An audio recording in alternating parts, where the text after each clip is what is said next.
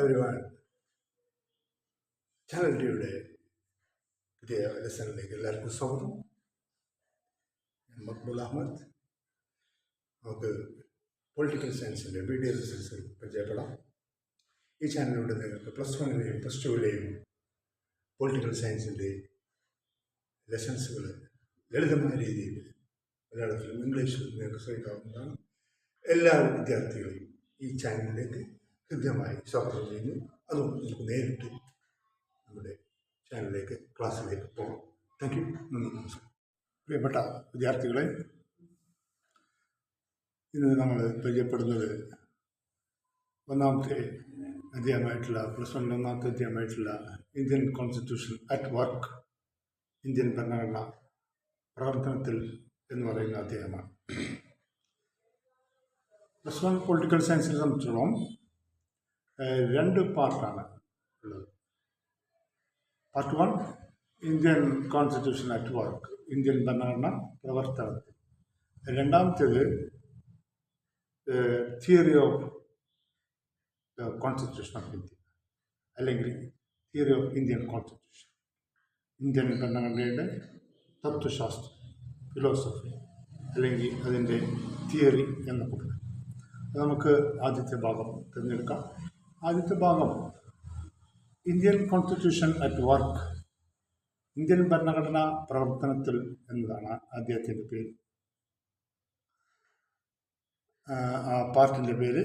അതിലൊന്നാമത്തെ അധ്യായം constitution Y and how എന്ന, ഭരണഘടന എന്തുകൊണ്ട്, എങ്ങനെ, എന്തുകൊണ്ട് നമുക്കൊരു ഭരണഘടന ഉണ്ടായി, അല്ലെങ്കിൽ ഭരണഘടന എങ്ങനെ എന്നതാണ് ഈ അധ്യായത്തിൽ നാം ചർച്ച ചെയ്യുന്നത്.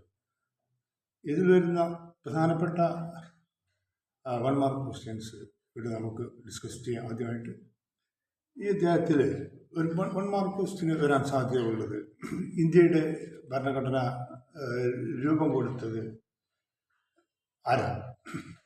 ഈ ചോദ്യത്തിനുള്ള ഉത്തരം ഭരണഘടനാ നിർമ്മാണ സഭ. അപ്പോൾ ഇന്ത്യൻ ഭരണഘടനയ്ക്ക് ഒരു നിർമ്മാണ സഭ ഉണ്ടായി.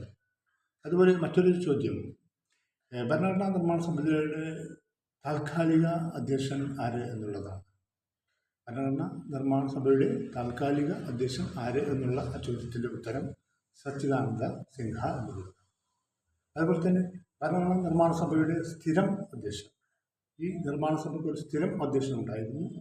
അദ്ദേഹത്തിൻ്റെ പേര് നമ്മുടെ ആദ്യത്തെ പ്രസിഡൻ്റായിട്ടുള്ള ഡോക്ടർ രാജേന്ദ്ര പ്രസാദ്. അതുപോലെ തന്നെ ഭരണഘടനയുടെ ശില്പി എന്നറിയപ്പെടുന്നത് ഡോക്ടർ BR അംബേദ്കർ. ഇന്ത്യൻ ഭരണഘടനയുടെ ശില്പി എന്നറിയപ്പെടുന്നത് ഡോക്ടർ BR അംബേദ്കർ. അതുപോലെ തന്നെ ഭരണഘടന എഴുതി തയ്യാറാക്കിയ ഭരണഘടന നിർമ്മാണ സഭ അംഗീകാരം നൽകിയത് എന്നുള്ളൊരു ചോദ്യമുണ്ട്. 1949 നവംബർ 26 ഇന്ത്യൻ ഭരണഘടന എഴുതി തയ്യാറാക്കി എന്നുള്ളത്.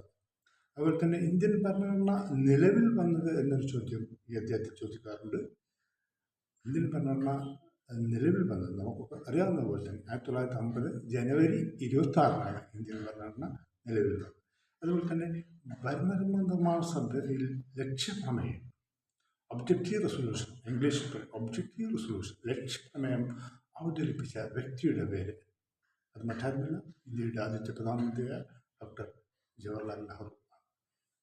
ഈ തരം പ്രധാനപ്പെട്ട ചില ചോദ്യങ്ങളാണ് നമുക്ക് സാധാരണ എക്സാമിൽ ചോദിക്കാറ്. അപ്പോൾ നിങ്ങൾ ഈ ചോദ്യവും ഉത്തരവൊക്കെ നോട്ട് ചെയ്യുക. നമുക്ക് ഇതിൻ്റെ തിയറി പാർട്ടിലേക്ക് കടക്കും.